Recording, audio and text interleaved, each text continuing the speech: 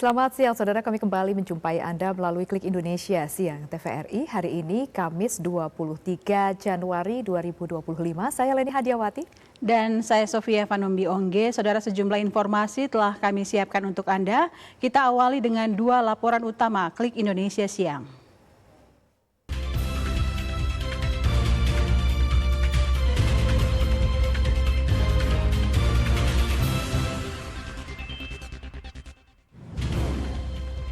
Satu orang meninggal dunia dan 5 orang lainnya hilang akibat longsor di Peteng Kriono, Pekalongan.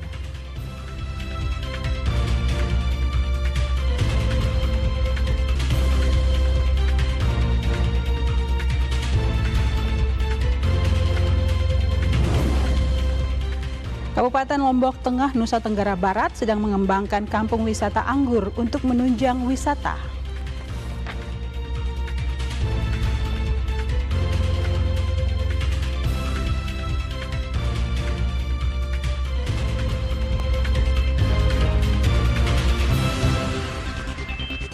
Informasi pertama Klik Indonesia Siang, saudara, 4 korban tanah longsor di Peteng Kriono, Pekalongan, Jawa Tengah berhasil ditemukan dalam pencarian hingga Rabu petang.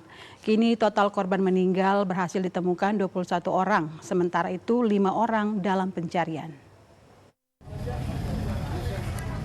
Tim gabungan pencarian korban bencana tanah longsor di Peteng Kriono, Pekalongan, Jawa Tengah kembali menemukan 4 korban yang tertimbun dan terseret tanah longsor dalam kondisi tidak bernyawa. Dengan penemuan ini, jumlah korban tewas akibat longsor bertambah menjadi 21 orang, sementara 5 korban lainnya masih dalam pencarian. 1 dari 4 korban meninggal yang ditemukan di hari kedua pencarian adalah bayi berusia 5 bulan bernama Akfar Abian. 3 korban lainnya ditemukan di bawah jembatan dan ada di atas rumah sekretaris desa. Sementara 1 korban lainnya ditemukan 4,7 km dari lokasi kejadian. Komandan Kodim 0710 Pekalongan Letkol Infantri Rizky Aditya memastikan saat ini korban meninggal telah mencapai 21 orang, sementara 5 orang dalam pencarian. Ternyata belum ditemukan di daerah Kebuyan. Yang dua lagi di sekitar lokasi. Lokasi yang di kafe atau rumah makan? Yang kafe. Yang di kafe. Pada saat ditemukan posisi korban ada di mana ya Pak? Di sungai, di batu atau di... Yang terakhir ini di batu-batu sungai. Artinya terseret ya? Terseret. Dari korban jiwa 21 orang meninggal dunia, kemudian 5 masih hilang dan 13 luka. Dandim Rizky Aditya menjelaskan, upaya pencarian 5 korban yang hilang terus dilakukan. Pencarian difokuskan di lokasi longsor utama dan sekitar aliran sungai yang berdekatan dengan area bencana. Rencananya pencarian akan diperluas dengan menyusuri Sungai Welo setelah ditemukan korban yang terbawa arus sungai. Namun sebagian personil tetap mencari korban di lokasi longsor Desa Kasimpar. Bupati Pekalongan Fadia Arafik mengatakan proses evakuasi korban longsor di Desa Kasimpar, Kecamatan Peteng Kriono terkendala kurangnya alat berat. Pemerintah Kabupaten Pekalongan hanya memiliki 3 alat yang harus dioperasikan untuk 11 kecamatan terdampak. Bupati Pekalongan Fadia Arafik mengatakan selain alat berat, Pemkab juga membutuhkan perahu karet, longbed atau mobil truk, kendaraan operasional dan logistik untuk menunjang proses evakuasi. Proses pencarian dan evakuasi sempat terkendala cuaca dan kondisi jalan yang terputus. Lokasi longsor juga sulit diakses oleh alat berat. Bupati Pekalongan Fadia Arafik juga sudah menetapkan status tanggap darurat sejak Selasa kemarin hingga 14 hari ke depan. Tanah longsor dipicu hujan intensitas tinggi mengguyur sejak Minggu malam hingga Senin pagi 19 hingga 20 Januari 2025. Tanah lengser yang longsor membawa bebatuan berukuran besar.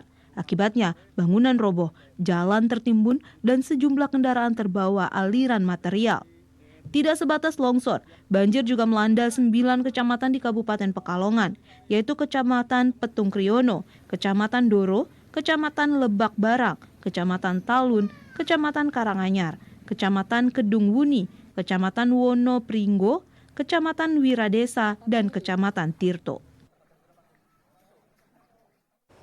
Saudara, proses pencarian korban longsor di Petung Kriyono, Jawa Tengah masih terus berlanjut. Untuk mengetahui informasi selengkapnya, kita telah terhubung dengan reporter TVRI Zolano Kusumo yang saat ini berada di Petung Kriyono, Jawa Tengah. Zolano, selamat siang. Bagaimana proses pencarian korban hari ini, Lano?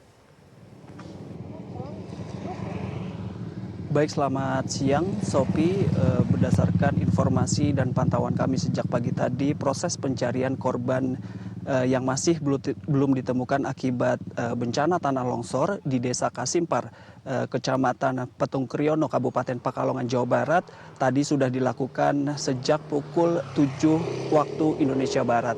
Dan berdasarkan informasi yang kami dapat tadi dari Kepala Kantor SAR Semarang, Budiono, menyatakan bahwa untuk proses pencarian pada hari ketiga ini dikerahkan 1.200 personil gabungan yang terdiri dari BPBD Kabupaten Pekalongan, kemudian BNPB, serta TNI dan Polri dan relawan setempat begitu yang membantu proses evakuasi atau pencarian korban yang masih belum ditemukan. Kemudian untuk proses pencarian pada hari ketiga ini difokuskan di 4 titik, yakni di Cafe Alo, kemudian di aliran Sungai Welo, dan di Pemancingan, kemudian dan di Rumah Sekdes. Memang keempat lokasi tersebut berdekatan begitu dengan titik pusat utama longsor terjadi, karena memang pada saat bencana longsor tersebut para korban sedang berada di 4 lokasi tersebut dengan kondisi yang hujan, sehingga para korban sedang meneduh, kemudian dilanda bencana banjir bandang dan juga tanah longsor di lokasi tersebut. Kemudian untuk pencarian korban pada hari ini memang jika sebelumnya tidak dibantu dengan alat berat, namun pada hari ini tadi berdasarkan informasi yang kami dapat dari Kepala Kantor SAR Semarang, Budiono, menyatakan bahwa sudah ada 4 unit alat berat begitu yang membantu proses evakuasi, namun belum sampai ke titik terjadinya longsor. Keempat unit tersebut dikerahkan begitu untuk membersihkan jalan-jalan yang masih tertutup atau tertimbun tanah. Memang jika dapat saya gambarkan di tempat saya melaporkan saat ini merupakan salah satu akses utama menuju ke arah titik longsor. Dan tadi kami juga sempat mencoba ke titik utama longsor, bahwa medan yang ditempuh dari tempat saya melaporkan saat ini sampai ke titik utama yakni sekitar 2 jam sampai 2 jam setengah dengan berjalan kaki begitu. Karena memang masih banyak sekali material-material tanah longsor begitu yang menutupi badan jalan, sehingga mengganggu atau menghambat proses evakuasi tim petugas begitu, dan juga masuknya alat-alat berat, sehingga alat berat untuk saat ini difokuskan untuk membersihkan material lumpur dan juga tanah yang masih menutupi badan jalan. Kemudian pada proses pencarian korban yang masih belum ditemukan pada saat ini tadi, Kepala Kantor SAR Semarang juga mengatakan telah berkoordinasi begitu dengan pemangku kepentingan terkait yang tergabung dalam proses pencarian untuk melakukan modifikasi cuaca begitu, karena memang dalam atau selama proses pencarian korban yang masih belum ditemukan ini masih sering atau diguyur hujan begitu, sehingga membuat proses pencarian korban terhambat, karena memang tanah-tanah yang menutupi badan jalan dan juga akses menuju ke lokasi titik utama ini, tanahnya jika diinjak begitu masih lunak begitu dan membahayakan, dan dikhawatirkan akan terjadi potensi longsor susulan, sehingga modifikasi cuaca ini sangat diperlukan untuk membantu atau mempermudah begitu proses evakuasi para korban yang masih belum ditemukan. Berikut informasi atau kutipan wawancara kami bersama dengan Kepala Kantor SAR Semarang, Budiono. Hari ini kita fokus kepada 4 area atau 4 sektor. Yang pertama jelas kami akan melakukan pencarian di area Rumah Pak Sari yang memang terkena longsoran langsung dan mengarah ke persawahan ya. Kemudian yang area kedua ada area Cafe Alo dan kolam pemancingan hingga mengarah ke Sungai Welo. Kemudian juga sektor berikutnya adalah aliran Sungai Welo sepanjang 3,7 km, kemudian juga sampai ke Jembatan Putus, dari Jembatan Putus hingga pencarian ke arah Sungai Kanilum. Ya, sesuai hasil rapat kemarin kami mengikuti, memang ada rencana dari pihak BNPB ya yang akan membuat modif.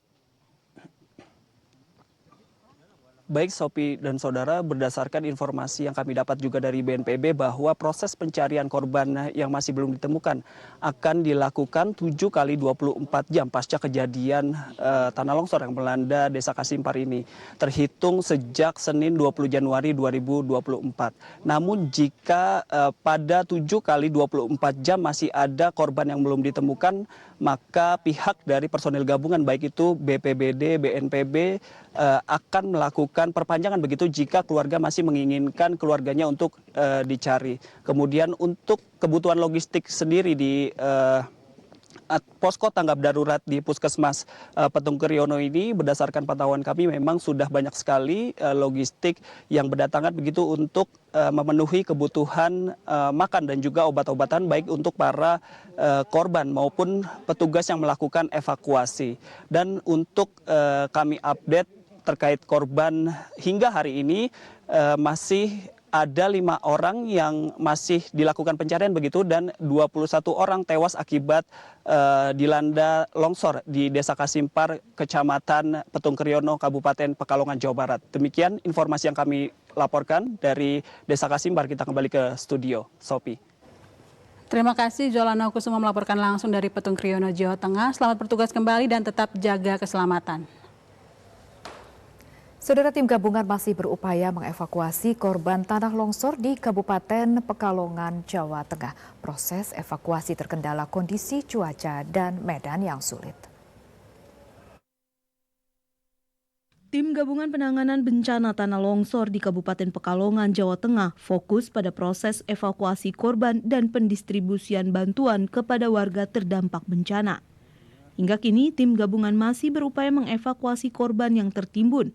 Proses evakuasi menghadapi kendala akibat cuaca yang tidak memungkinkan dan medan yang berat. BMKG memperkirakan hujan dalam intensitas tinggi masih akan turun hingga beberapa hari ke depan. Kondisi ini diperkirakan akan menghambat proses pencarian dan evakuasi korban. Untuk membantu proses evakuasi dan pendistribusian bantuan, Menteri Sosial Saifullah Yusuf telah mengirim tim Tagana bergabung dengan personil tim gabungan lainnya. Bencana longsor yang melanda Kabupaten Pekalongan terjadi akibat hujan deras yang mengguyur wilayah tersebut sejak Senin malam hingga Selasa pagi. Longsor terparah terjadi di Kecamatan Petung Kriono yang mengakibatkan korban jiwa dan kerusakan parah pada infrastruktur. Bupati Pekalongan Fadia Arafik menyatakan bahwa medan yang sulit dijangkau menjadi penghalang utama dalam proses evakuasi. Ia juga mengusulkan agar kejadian ini dinyatakan sebagai kejadian luar biasa atau KLB untuk mendapatkan perhatian lebih dari pemerintah pusat. Saudara, BNPB akan mengerahkan alat berat untuk mempermudah proses pencarian korban longsor di Pekalongan. Selain itu akan dilakukan pula modifikasi cuaca. Informasi selengkapnya akan disampaikan oleh reporter TVRI Afian Sanes dari Jawa Tengah. Afian, selamat siang. Silakan informasi selengkapnya. Ya, selamat siang kembali Sophie dan juga saudara. Hari ini merupakan hari ketiga proses pencarian korban longsor yang terjadi di Kecamatan Petung Kriono, tepatnya di Kabupaten Pekalongan, Jawa Tengah. Seperti yang Anda saksikan saudara, saat ini situasi di belakang saya sudah mulai berdatangan beberapa bantuan, diantaranya ada dari Basarnas, BNPB, dan juga 1 unit alat berat yang dikerahkan oleh BPBD Banjarnegara untuk membantu proses evakuasi korban. Dan untuk informasi terupdate yang kami dapatkan hingga saat ini, hari ini baru saja ditemukan 2 korban yang kemarin dinyatakan hilang. Untuk penemuan korban, jumlah total yang sudah meninggal dunia menjadi 23 orang, sedangkan 3 orang lainnya masih belum ditemukan dan dalam proses pencarian. Pejabat Gubernur Jawa Tengah Nana Sujana juga telah mengerahkan Badan Nasional Penanggulangan Bencana atau BNPB untuk melakukan teknologi modifikasi cuaca demi memudahkan proses pencarian dan juga membantu relawan dan juga TNI Polri yang sudah berjibaku untuk membantu menemukan 3 korban yang masih dalam pencarian. Untuk mengatasi dampak cuaca ekstrim yang berpotensi memperparah situasi tadi, BNPB nantinya juga akan melakukan teknologi modifikasi di wilayah Pekalongan dan akan dimulai hari ini, Kamis 23 Januari 2025 hingga 1 minggu ke depan. Nah, Sujana juga mengatakan untuk sesuai SOP nantinya untuk proses pencarian korban akan dilakukan selama 1 minggu ke depan. Namun apabila dalam 1 minggu masih belum ditemukan, maka akan terus dicarikan sampai semua korban bisa tetap ditemukan. Dan juga selain itu saudara, setelah dikerahkan sebanyak 500 lebih personil dari TNI Polri, Basarnas, BPBD, Satpol PP, dan juga relawan. Kendala yang dihadapi selain cuaca ekstrim, yang dimana terpantau saat ini cuaca di Kabupaten Pekalongan masih terpantau mendung, saudara. Menurut prediksi dari BMKG, nanti beberapa hari ke depan akan diprediksi bakal terjadi hujan dengan intensitas tinggi. Untuk itu, kami menghimbau untuk Anda masyarakat di sekitar Kabupaten Pekalongan untuk mengantisipasi apabila nanti terjadinya bencana longsor susulan, di mana mengingat di daerah Petung Kriono masih banyak daerah dataran tinggi dan juga tanahnya lembab.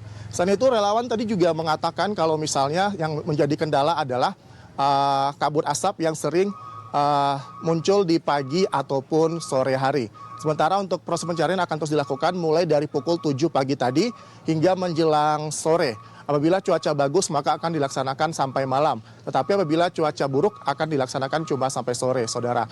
Dan juga Sofi, selain itu para relawan juga menggunakan metode manual untuk mencari korban, yaitu dengan menggunakan cangkul untuk mencari korban yang masih belum ditemukan. Saat ini masih ada 3 korban yang belum ditemukan dan rencananya masih akan tetap dicari hari ini sampai menjelang sore. Demikian laporan dari Pekalongan, Jawa Tengah, dan kembali ke studio.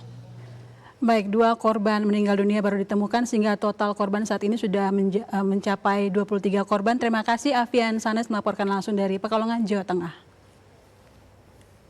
Saudara, banjir besar melanda wilayah Patebon, Kabupaten Kendal, Jawa Tengah setelah tanggul Sungai Bodri yang terletak di Dusun Babadan, Desa Kebonharjo, jebol pada Senin lalu.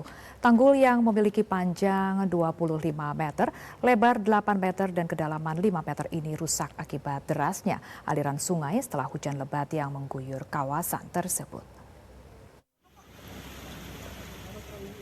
Kerusakan tanggul menyebabkan air meluap ke permukiman warga, memaksa 617 orang dari berbagai desa terdampak mengungsi ke tempat-tempat aman. Para pengungsi kini tersebar di 5 lokasi yaitu Masjid Bulu Gede, Masjid At-Taqwa Kebonharjo, Masjid Donosari, Aula Kantor Dishub Kendal, SMA Negeri 1 Pegandon, dan MINU Lanji.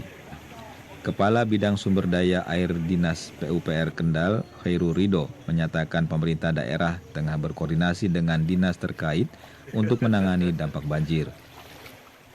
Ini untuk tanggul yang jebol di Desa Kebonharjo ini sepanjang sekitar 25 meteran, Mas. Untuk lebar tanggulnya itu sekitar 8 meter dan itu kedalaman sekitar 5 meter. Untuk penanganan daruratnya gimana? Nah, ini nanti dari teman-teman Pusdataru nanti ada alat berat, nanti sebenarnya sudah mobilisasi ke lokasi.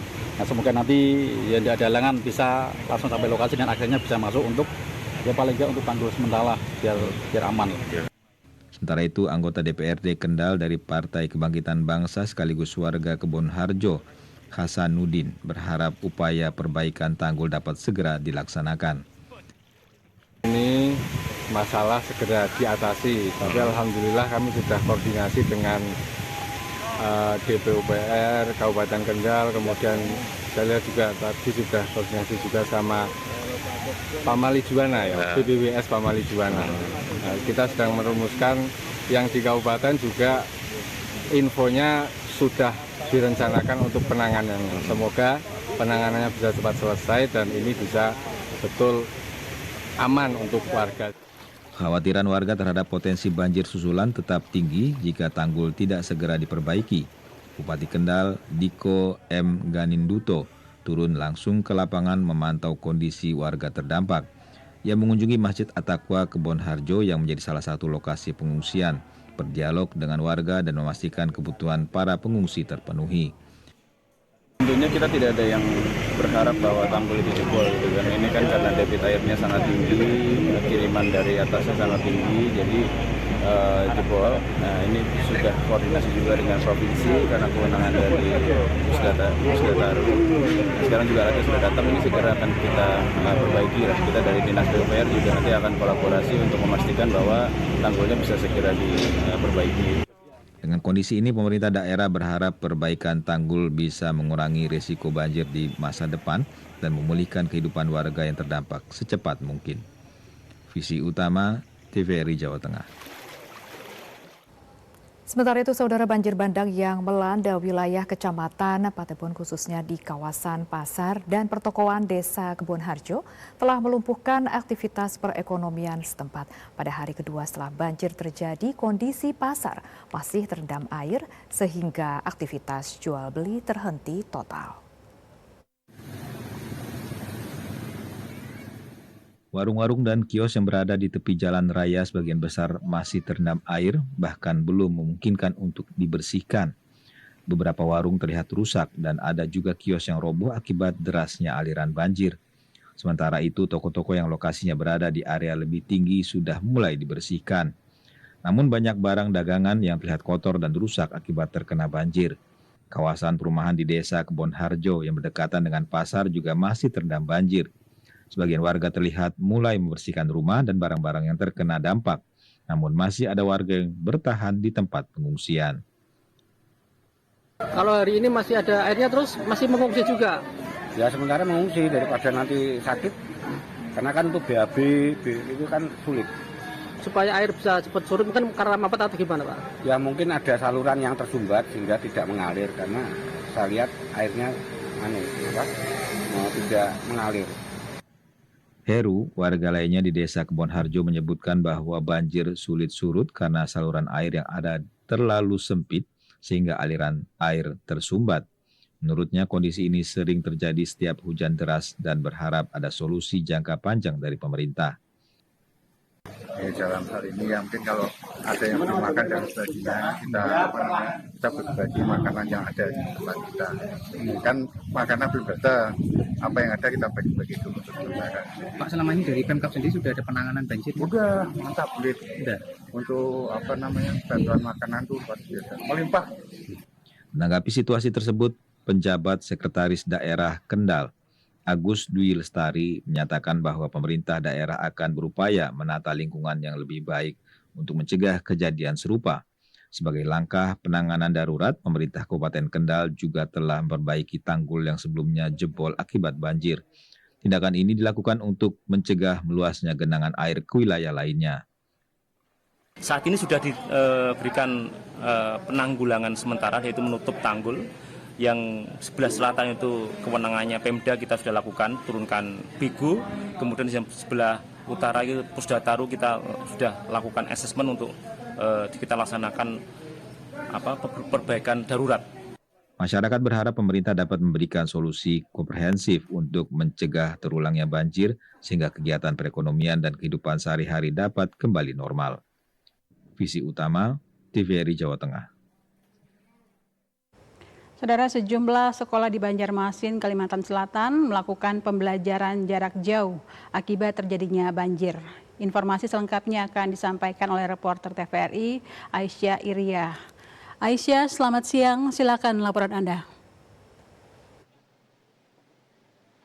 Ya, selamat siang Sofi dan juga pemirsa dimanapun Anda berada. Seperti yang kita ketahui bahwa nyaris sepekan begitu banjir yang melanda daerah di seluruh wilayah kota Banjarmasin. Dan tentunya jika banjir ini melanda, maka bukan hanya aktivitas dari warga saja yang terdampak, tetapi juga banjir ini juga melanda ataupun juga berdampak kepada proses belajar mengajar di beberapa sejumlah sekolah begitu. Seperti sekolah yang ada juga di belakang saya, ini merupakan sekolah SDN Pemurus Dalam 1, Kecamatan Banjarmasin Selatan, yang bahkan sudah meliburkan siswa ataupun juga peserta didiknya selama 4 hari kebelakangan ini. Dan mereka juga jika kita melihat begitu, jika bisa saya deskripsikan bagaimana kondisi sekolah untuk SDN Pemurus Dalam 1 ini sendiri, memang terkunci rapat pagarnya, namun juga bisa saya lihat bahwa air yang menggenangi sekolah ini bukan hanya di halamannya saja, tetapi bahkan air sudah mulai masuk juga ke kelas-kelas ataupun juga ruang kelas dari sekolah ini begitu. Dan tentunya SDN Pemurus Dalam 1 ini bukan hanya menjadi sekolah satu-satunya yang melakukan pembelajaran jarak jauh, tetapi dia adalah 7 di antara 42 SD negeri yang ada di Kota Banjarmasin.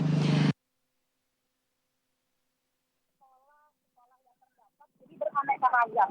Bukan hanya sekolahnya saja yang terdampak, tetapi juga ada beberapa kondisi sekolah yang mungkin saja sekolahnya tidak langsung masuk air banjir begitu, tetapi akses menuju sekolahnya lah yang menjadi penghambat untuk para siswa ataupun juga peserta didik ini untuk melakukan pelajaran belajar mengajar di sekolah tersebut. Dan jika kita juga bisa sampaikan datanya bahwa dari data yang masuk Dinas Pendidikan Kota Banjarmasin hingga pukul 6 tadi, begitu pemirsa, banjir ini berimbas kepada pembelajaran tatap muka untuk di sejumlah SD. Ada 42 sekolah dasar yang ada di Kota Banjarmasin yang terdampak, ada 7 sekolah dasar. Dan jika kita melihat kondisinya, ini kita berada di pukul 13 ataupun juga pukul 13.20 waktu Indonesia bagian tengah, tidak ada tanda-tanda air ini akan surut begitu, dan ini bisa mungkin saja terjadi akan ada tambahan hari untuk sekolah-sekolah yang terdampak ini juga melakukan pembelajaran jarak jauh. Dan jika diperbolehkan begitu sekolah-sekolah SD ini memang diperbolehkan oleh Dinas Pendidikan Kota Banjarmasin untuk melakukan penerapan pembelajaran jarak jauh apabila banjir memang sudah tergolong parah dan membahayakan keselamatan para peserta didiknya. Demikian, Sofi. Baik, terima kasih Aisyah Iria melaporkan langsung dari Banjarmasin, Kalimantan Selatan. Dan kita beralih ke informasi lain. Saudara, pemerintah Provinsi Sumatera Utara turun tangan setelah viralnya sekolah di pedalaman Kabupaten Nias yang sepi tanpa guru. Informasi selengkapnya akan disampaikan oleh reporter TVRI M. Azril Nasution. Azril, selamat siang. Silakan informasi selengkapnya, Azril. Ya, selamat siang juga Sophie dan juga pemirsa, bahwa memang benar sekali berdasarkan sebuah video yang viral di berbagai media sosial memperlihatkan dengan jelas adanya sebuah sekolah dasar yang berada di Kabupaten Nias ini minim dari proses belajar mengajar hingga tidak tampaknya kehadiran guru di setiap ruang-ruang kelas. Tentu Sophie dan juga pemirsa, ini adanya sejumlah faktor yang mempengaruhi seperti guru yang tidak hadir mengalami kendala akibat jauhnya jarak tempuh menuju ke sekolah dari kediaman mereka. Belum lagi mereka harus melewati ataupun melintasi terjalnya beberapa aliran sungai yang tentunya ini sangat membahayakan keselamatan mereka, terlebih di kala musim penghujan tiba. Sementara itu, Sophie dan juga pemirsa, dapat kami sampaikan pula pasca mendengar informasi yang telah beredar di berbagai media sosial ini, pihak prajurit TNI Kodim 0213 Nias langsung merespon dan bergerak cepat untuk terjun ke lokasi melihat kebenaran akan kondisi sekolah hingga bahkan melihat terkait minimnya proses belajar mengajar yang diadakan di sekolah tersebut. Tidak sampai di situ saja Sophie dan juga pemirsa, nyatanya prajurit TNI ini juga turut mendirikan alat penyeberangan rakit yang untuk digunakan masyarakat setempat. Nah, keberadaan dari alat penyeberangan ataupun rakit yang telah didirikan oleh prajurit TNI ini dampak yang sangat luar biasa dirasakan oleh masyarakat sekolah, baik guru hingga peserta didik. Nyatanya juga bahwa alat rakit ini bisa digunakan oleh masyarakat luas untuk melakukan aktivitas yang kiranya ini harus melewati jalan-jalan terjal ataupun melewati aliran sungai tersebut. Sementara itu, Sophie dan juga pemirsa, terkait tentang video viral ini, pihak pemerintah Provinsi Sumatera Utara juga telah turut untuk menerjunkan tim inspektoratnya untuk langsung menuju Kabupaten Nias melihat kondisi keberadaan sekolah yang minim dari proses belajar mengajar hingga tidak adanya guru yang memasuki ruangan kelas. Dan kiranya kemudian mereka selaku pemerintah Provinsi Sumatera Utara ini akan mengambil langkah konkret untuk dapat menciptakan kembali proses belajar mengajar yang nyaman dan aman bagi anak-anak sekolah di Kabupaten Nias. Berikut kita simak pernyataan dari PJ Gupsu Agus Fatoni. Ya, terkait guru yang tidak masuk sekolah, pemerintah provinsi sudah mengirimkan tim ke sana dan sudah mendalami itu, nanti hasilnya akan kita sampaikan. Sudah dikirimkan tim inspektorat, tim dari Dinas Pendidikan, dan juga dari tim pemerintah. Sudah ada teguran ke Pemkab? Ya. Sudah ada teguran ke Pemkab? Kita sudah kirim tim, hasilnya dari ini nanti akan kita sampaikan. Kita akan dalami kondisinya seperti apa. Ya, Sofi dan juga pemirsa dapat kami informasikan secara eksploratif bahwa saat ini Kementerian Pendidikan Dasar dalam waktu dekat ini diperkirakan akan tiba di Kabupaten Nias untuk melihat langsung terkait kondisi dan mengambil langkah konkret yang nyata untuk bisa menyelamatkan pendidikan yang ada di Kabupaten Nias, khususnya sekolah yang viral ini, dalam membangun jembatan dan juga tempat tinggal yang diperuntukkan bagi guru yang berada di sana. Demikian Sofi yang dapat kami sampaikan. Kita kembali ke Anda. Muhammad Azril Nasution melaporkan langsung dari Medan, Sumatera Utara. Terima kasih, selamat bertugas kembali. Saudara, sejumlah daerah di Kabupaten Agam, Sumatera Barat mengalami hujan abu setelah Gunung Merapi erupsi. Informasi selengkapnya akan disampaikan oleh reporter TVRI Rizky Junando Sandi. Rizky, selamat siang, silakan informasi Anda.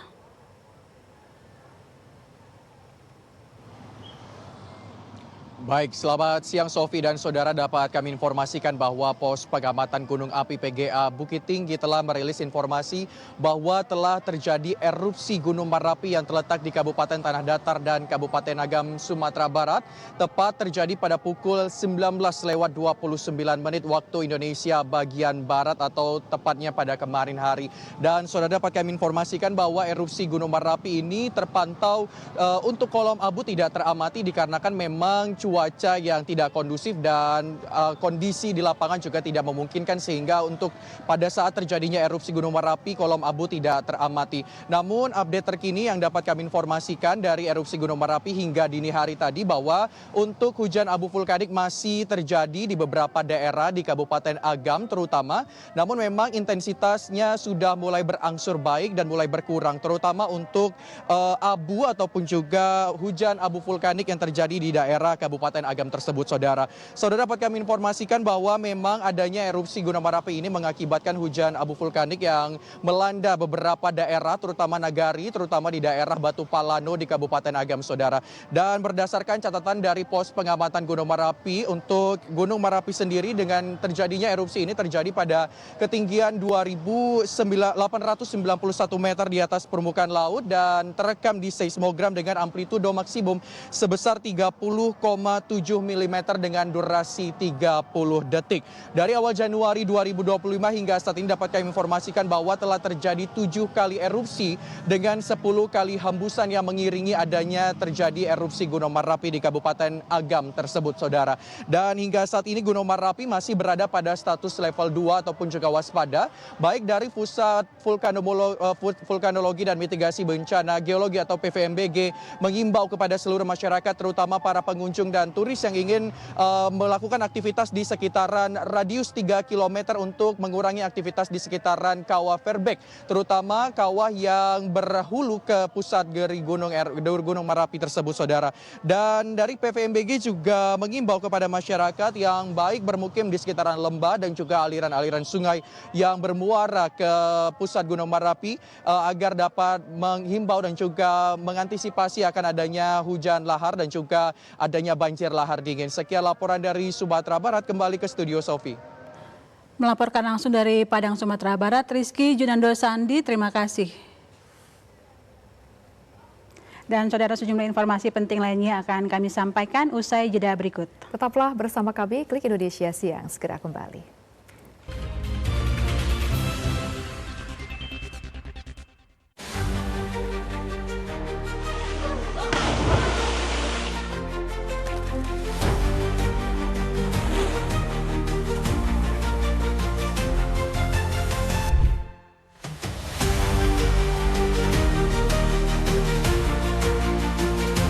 Mari kita jaga lautnya kita ini, karena lautnya kita ini sangat berpotensi untuk dijadikan wisata. Karena kita posisinya sunset semua dapat.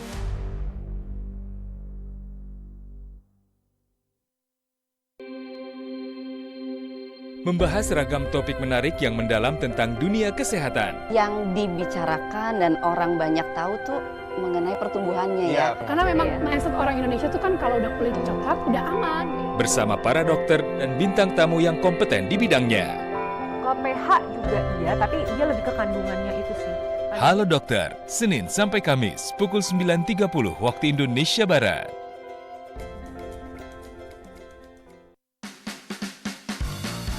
Variety show paling seru, ragam segmen yang asik, performance musik, dan ngobrol bersama bintang tamu. Awal namanya kan naik nih, emang sering cover ya? Panjang apapun kalau emas cukur yang potong aku ikhlas. Bersama host Doli Sapri dan Nexa Paisan. Kenapa kepikirannya abang batu? Seblak Show, serunya blak-blakan. Senin sampai Kamis, pukul 11 waktu Indonesia Barat. Tong kanan sa iko mal tipale sa supaya soro ya.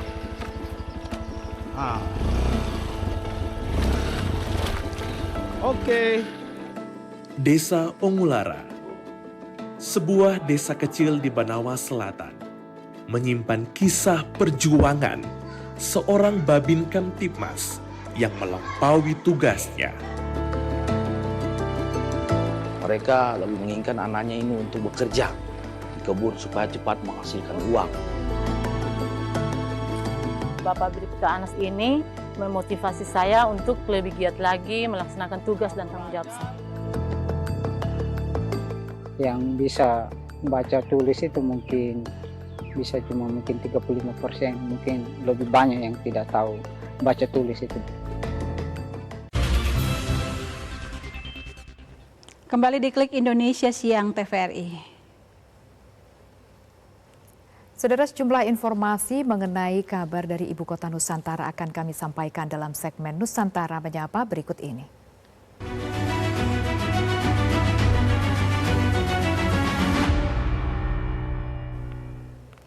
Kita menuju ke Syahrudin langsung dari kawasan Ibu Kota Nusantara, Kalimantan Timur. Selamat siang Syahrudin, ada informasi apa yang akan disampaikan siang ini? Ya baik, selamat siang Lady dan pemirsa di rumah. Kami kabarkan terkait kabar terkini tentang pembangunan Ibu Kota Nusantara, yakni rencana menjadikan Ibu Kota Nusantara menjadi Ibu Kota Politik pada tahun 2028 akan segera dilaksanakan dengan percepatan pembangunan yang akan dimulai pada kuartal pertama tahun 2025 ini. Hal ini menyusul hadirnya persetujuan anggaran dari Presiden Republik Indonesia Prabowo Subianto, yakni sebesar 48,8 triliun rupiah yang akan diperuntukkan untuk pembangunan ekosistem infrastruktur legislatif dan yudikatif di Nusantara.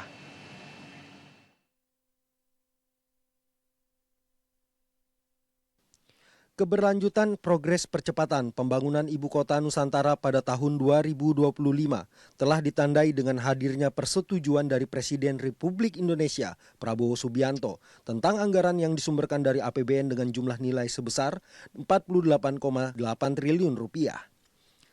Disebutkan Kepala Otorita Ibu Kota Nusantara Basuki Hadi Mulyono bahwa pengerjaan IKN akan kembali berlanjut pada kuartal pertama tahun 2025 ini.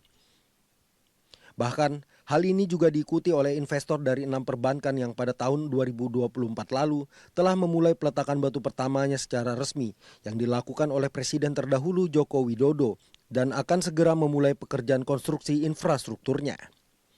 Tak hanya itu, pekerjaan kuartal pertama tahun 2025 ini, anggaran tambahan IKN juga akan diperuntukkan untuk membangun ekosistem yudikatif dan legislatif, menyusul pembangunan infrastruktur eksekutif yang sudah terbangun.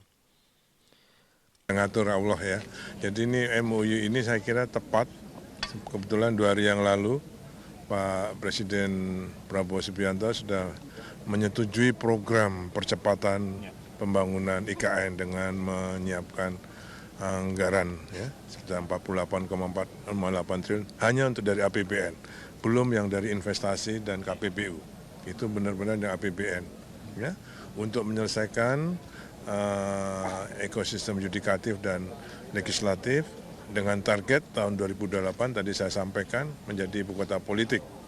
Jadi eksekutif, yudikatif, legislatif sudah harus beroperasi di sini. Dengan demikian ibu kota sudah menjadi ibu kota dan harapannya kegiatan ekonomi lainnya akan secara otomatis mengikuti. Dengan fokus dalam menyiapkan infrastruktur eksekutif, legislatif, dan yudikatif, maka Ibu Kota Nusantara akan memiliki kelengkapan utuh dalam mewujudkan program Presiden Prabowo Subianto menjadikan Nusantara sebagai ibu kota politik pada tahun 2028. Tim Liputan TVRI Nusantara melaporkan.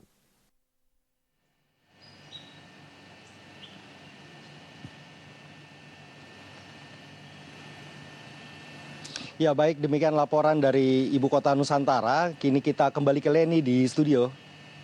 Baik, terima kasih. Syahrudin melaporkan langsung dari Ibu Kota Nusantara, Kalimantan Timur.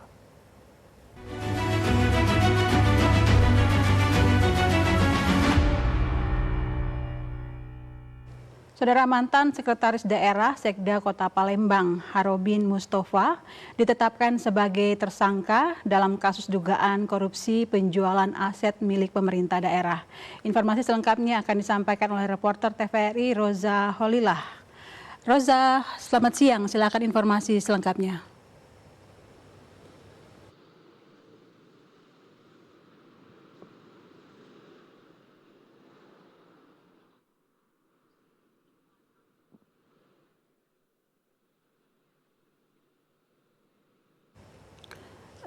Roza Holilah, silakan.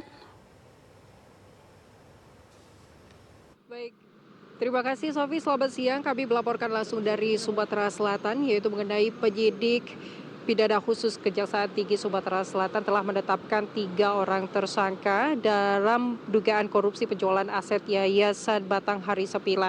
Dan salah satu seorang di antaranya yaitu merupakan mantan dari Sekretaris Daerah Kota Palembang, yaitu berinisial HRB. Dan informasi lainnya yang dapat kami sampaikan juga bahwasanya 3 orang tersangka ini sempat menjalani pemeriksaan beberapa jam yang dilakukan oleh penyidik pidana khusus Kejati Sumatera Selatan, di mana mantan Sekda Kota Palembang yaitu HRB bersama 2 orang lainnya dilakukan penyidikan, yaitu USH selaku penjual aset dan satu diantaranya yaitu YHR mantan kasih survei dan pemetaan BPN Kota Palembang tahun 2016. Dan ketiga orang tersangka tersebut sudah ditetapkan sebagai tersangka berdasarkan surat perintah Kepala Kejati Sumatera Selatan, yang di mana informasi selanjutnya dapat kami sampaikan bahwa saja sebelumnya para tersangka sudah dilakukan pemeriksaan yaitu sebagai saksi, dan hasil dari pemeriksaan tersebut dinyatakan bahwasanya cukup bukti bahwasanya ketiga orang tersebut terlibat dalam dugaan perkara penjualan aset Yayasan Batanghari 9 tersebut. Dan untuk dugaan korupsi ini yaitu berupa tanah seluas 3.646 meter persegi di Jalan Mayor Ruslan Ilir Timur 2 Kota Palembang dengan nilai kerugian negara yaitu mencapai 11,7 miliar rupiah. Dan untuk modus dari ketiga tersangka tersebut yaitu dengan menerbitkan sertifikat tidak sesuai ketentuan, dan mereka juga melakukan manipulasi data terhadap objek dan juga melakukan pembuatan surat keterangan identitas palsu.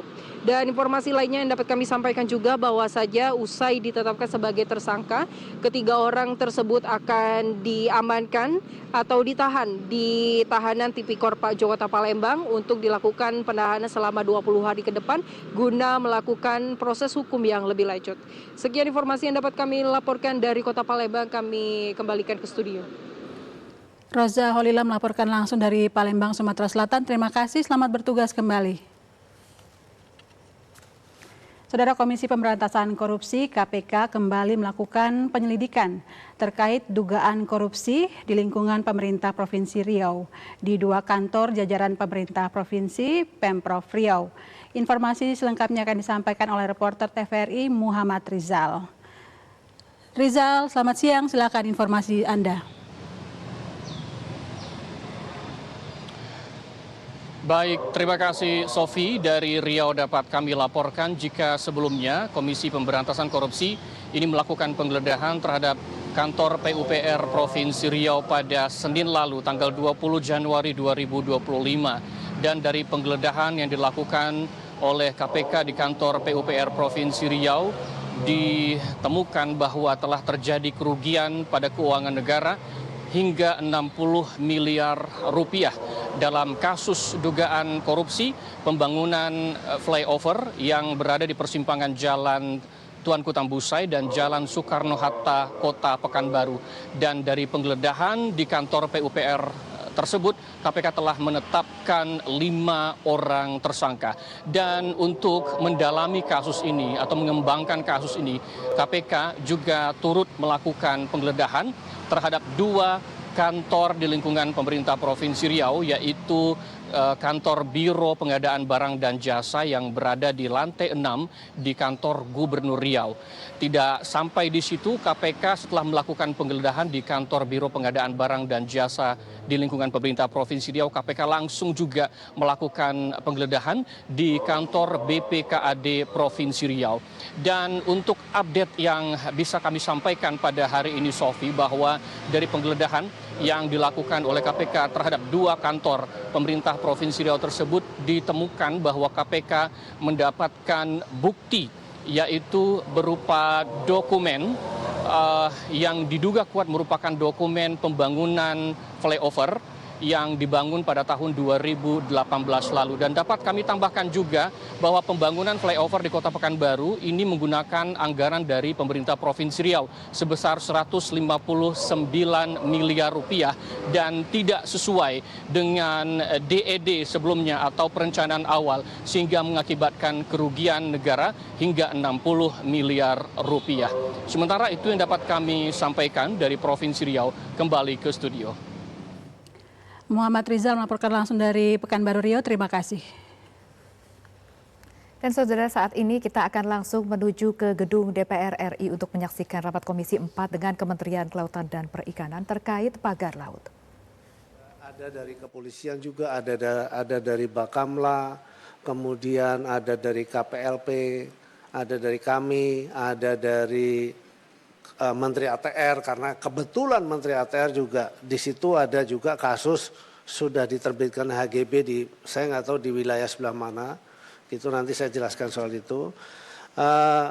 Dan alhamdulillah juga dihadiri oleh Ibu Pimpinan Komisi 4 dan Wakil Pimpinan Komisi 4. Jadi artinya nanti kalau ada pertanyaan kenapa gitu, ya ini memang harus tuntutan masyarakat harus dibongkar.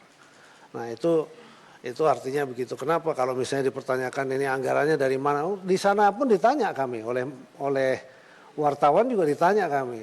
Anggarannya dari mana, Pak? Kami katakan patungan. Ya, kami mengirim pasukan dari KKP ada 460-an. Kemudian dari masyarakat nelayan juga 1.000 lebih ya, 1.100 kalau nggak salah. Terus 750 dari TNI Angkatan Laut. Dan hari ini masih berlangsung terus dan berjalan membersihkan itu. Dan itu bentuk pertanggungjawaban yang bisa kami lakukan di tengah juga situasi kadang-kadang memang netizen atau masyarakat itu nggak mau tahu. Yang penting pokoknya harus bersih begitu saja. Ya itulah. Tapi ya sudah, memang itu yang harus menjadi hal yang harus saya hadapi, dan pelan-pelan mudah-mudahan nanti semakin dipahami, masyarakat juga semakin paham. Terus kemudian yang kedua, soal kemudian ada HGP dan lain sebagainya. Sepengetahuan saya itu di laut itu tidak boleh ada HGP atau ada sertifikat. Bahkan seseorang yang memiliki sertifikat ketika tanahnya itu hilang terendam oleh laut, maka itu musnah. Jadi memang tidak ada. Nah, terhadap itu saya pasti tidak bisa menjawab. Tidak diperbolehkan menjawab kenapa itu lahir. Itu adalah ranahnya Menteri ATR BPN. Dan sudah dijawab oleh beliau. Kalau saya menjawab ke sana, salah itu. Karena tugas dan fungsi saya adalah mengawasi laut, mulai dari pesisir sampai ke tengah. Ketika ada bangunan yang tidak memiliki izin, atau di pulau-pulau sekalipun, ada bangunan yang tidak memiliki izin, kami harus hentikan. Dan kewenangan kami hanya sampai pada kewenangan denda administratif. Mungkin ini sebelah kiri saya Pak Sekjen, ini Profesor Hukum, mungkin bisa dijelaskan sedikit tentang ketentuan-ketentuan tupoksi kita terhadap itu Pak. Mohon izin Ibu Pimpin. Bismillahirrahmanirrahim. Assalamualaikum warahmatullahi wabarakatuh. Selamat siang dan salam sejahtera untuk kita semua. Yang terhormat Ibu Ibu Ketua Komisi 4, para pimpinan dan para anggota Komisi 4 yang saya muliakan. Saya mohon izin untuk menambahkan apa yang sudah disampaikan oleh Pak Menteri, supaya apa yang menjadi diskusi kita pada siang hari ini semakin jelas. Perlu kami laporkan bahwa kewenangan KKP terkait dengan kelautan berbeda dengan kewenangan KKP yang terkait dengan perikanan. Kalau perikanan, KKP itu mempunyai kewenangan sebagai PPNS perikanan, sehingga punya kewenangan melakukan upaya paksa terkait dengan pemanggilan, terkait dengan penangkapan, penahanan, sita, geledah, dan kemudian pemberkasan. Sedangkan KKP kewenangannya terkait dengan pelanggaran kelautan, terkait dengan kelautan, khususnya tentang pengelolaan ruang laut, itu hanya mempunyai kewenangan kepolisian khusus yang sifatnya kewenangan sangat terbatas dan non-justisial, sehingga hanya bisa menentukan siapa pelaku untuk penentuan denda administratif.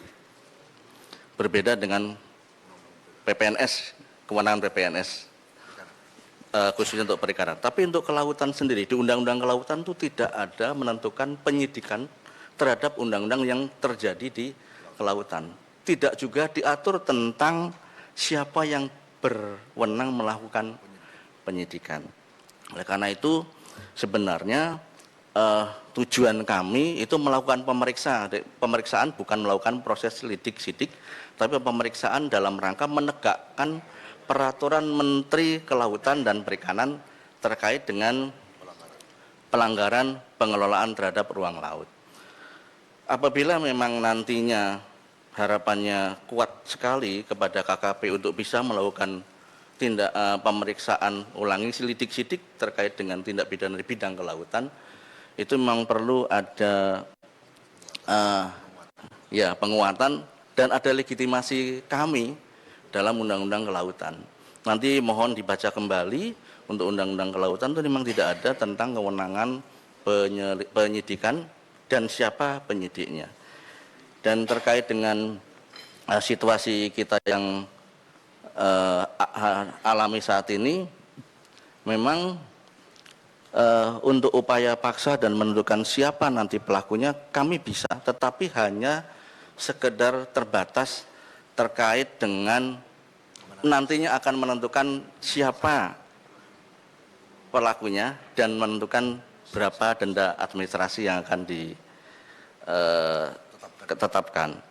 Dan nanti kami akan coba untuk koordinasi dengan aparat penegak hukum yang lain, jangan sampai nanti KKP terlalu ke depan menjadi salah, menjadi obskur semuanya, dan ini akan menjadi beban terhadap KKP sendiri. Oleh karena itu kami selalu hati-hati dalam menentukan langkah, dan nanti semoga ke depan kami bisa melakukan koordinasi yang baik dengan aparat penegak hukum yang lain.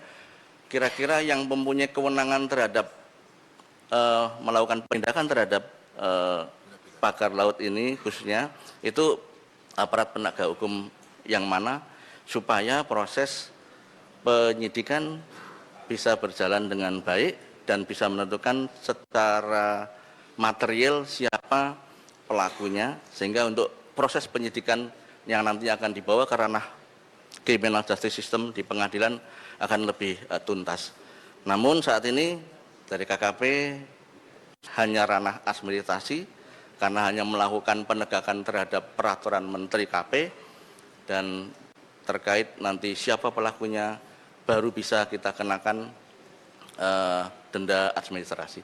Saya rasa itu perlu penjelasan lebih lanjut dari kami sebagai Sekjen untuk melengkapi apa yang disampaikan oleh Bapak Menteri. Sekian, terima kasih. Saya lanjutkan, Ibu. Jadi tadi seperti Pak Arif Rahman dari Nasdem sudah, mudah-mudahan sudah jelas ya, sudah dijawab sebetulnya sama Pak Riono tadi dari PKS. Jadi kami memiliki batasan kewenangan yang tidak bisa luas.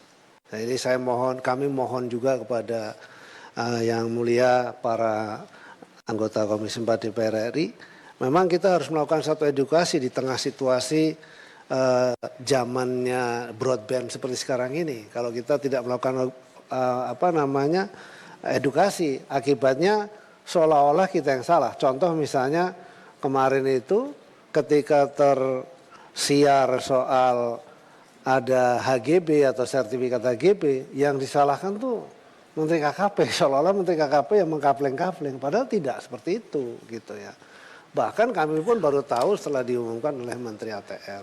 Tapi yang pasti yang kami ketahui berdasarkan undang-undang memang tidak boleh ada penerbitan sertifikat di laut kecuali untuk suku tertentu. Salah satu contoh adalah suku Bajo. Dan itu pun sebelum diterbitkan oleh ATR BPN harus diterbitkan dulu KKPRL.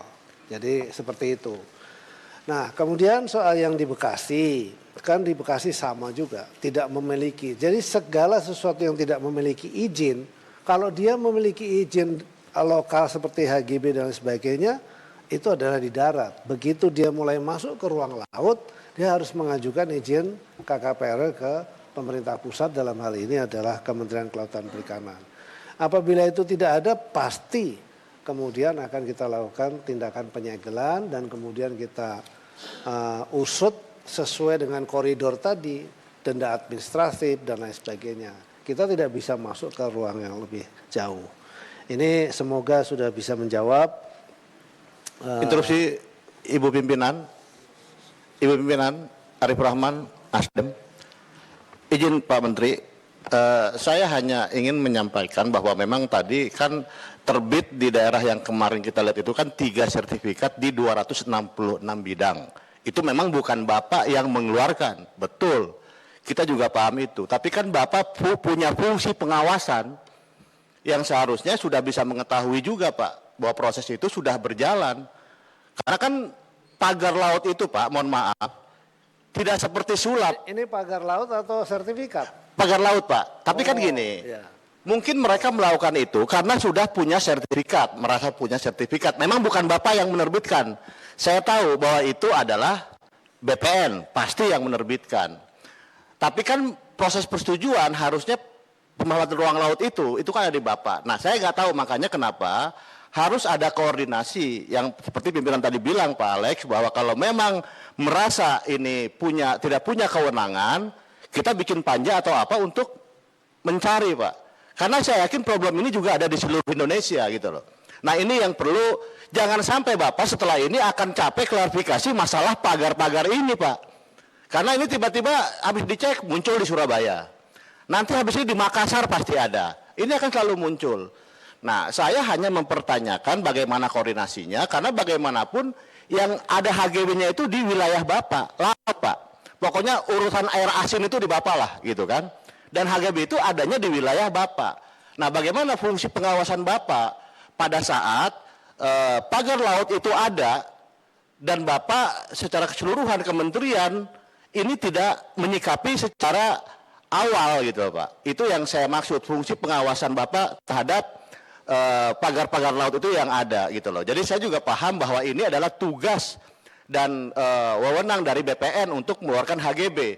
Kalau memang Bapak ada kesulitan untuk itu, sampaikan ke kita. Kita akan merekomendasikan untuk melakukan panja supaya bisa berkoordinasi dengan BPN dan yang lainnya. Apalagi Bapak juga kan misalkan ada Pol Airut di sana, ada Angkatan Laut di sana kan bersama-sama Bapak. Nah ini yang harus saya jelaskan. Mungkin itu Pak. Terima kasih Pak Menteri, mohon maaf. Terima kasih Bu Pimpinan. Terima kasih Pak.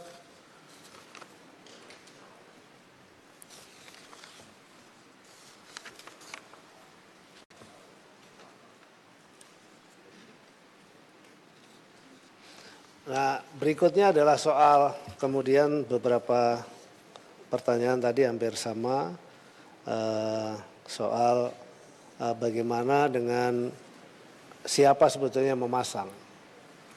Jadi sampai dengan hari ini masih dalam proses penyidikan. Ya memang tuntutan dari para masyarakat pengennya hari ini diusut, disegel, besok juga udah langsung ketahuan. Tapi tidak mudah juga karena kami mendapat beberapa petunjuk tentu, tapi tentu kan juga harus dipanggil dan kemudian ditanya apakah yang bersangkutan betul melakukan itu dan seterusnya, karena memang terus terang kami tidak memiliki satu alat pengawasan yang tadi disampaikan itu ya. Kami sudah mengajukan sebenarnya untuk kemudian kita bisa memiliki digital surveillance begitu, tapi sampai hari ini kita belum punya. Dan kemudian kalau soal koordinasi, Pak, kita sudah sering melakukan koordinasi dan masing-masing sudah paham bahwa kalau menerbitkan atau mengizinkan ini, mengizinkan itu nggak boleh. Nah, dan kita sudah sering koordinasi, tapi tetap saja memang masih terlanggar ya. Sudah, itu memang menjadi, dan tanggung jawab pengawasan memang terus terang bukan hanya di kita, tapi tanggung jawab pengawasan semua pihak. Daerah juga punya wewenang untuk melakukan pengawasan.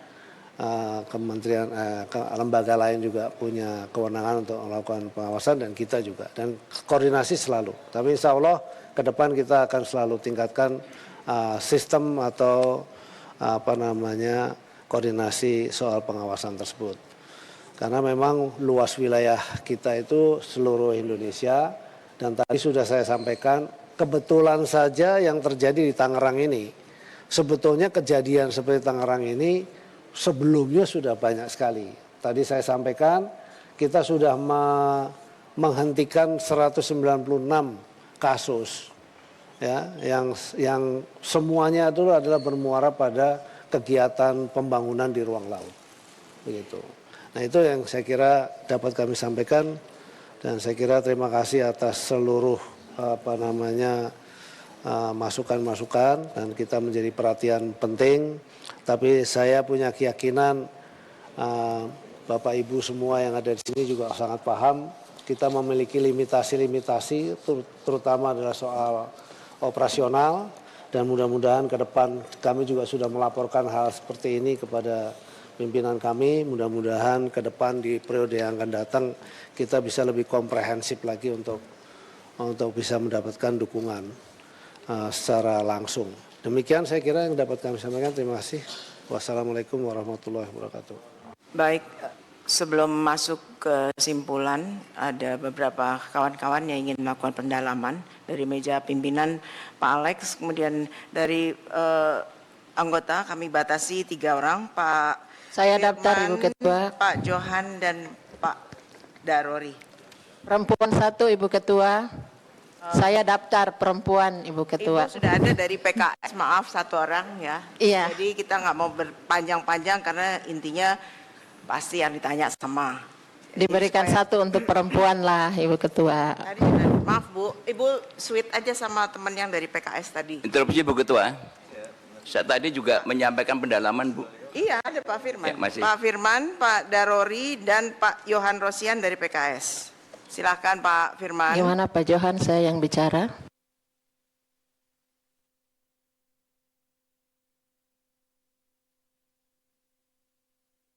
Oh maaf, sebelumnya dari meja pimpinan dulu Pak Alex. Terima kasih, biar enggak kelupaan fresh dari jawaban Pak Menteri tadi. Saya ingin mempertegas Pak Menteri, berarti Kementerian Kelautan dan Perikanan belum bisa mengungkap pelakunya ya? Yang setengah tol Jagorawi ini? Belum ya? Oke, yang kedua Pak, mohon izin aja, ini cuma 2 pertanyaan. Jadi saya pertegas lagi, yang pertama, Kementerian belum bisa mengungkap pelakunya. Yang kedua, apakah Kementerian sudah berkoordinasi dalam hal ini mungkin? Saudara, demikian tadi tayangan langsung dari gedung DPR RI, yakni rapat Komisi 4 dengan Kementerian Kelautan dan Perikanan tentang pagar laut. Dan saudara, usai sudah kebersamaan kita di Klik Indonesia Siang TVRI. Saya Sofia Vanumbi Ongge. Dan saya Leni Hadiawati, mewakili seluruh kerabat kerja yang bertugas mengucapkan terima kasih Anda telah menyaksikan TVRI Media Pemersatu Bangsa. Akhirnya selamat siang dan sampai jumpa.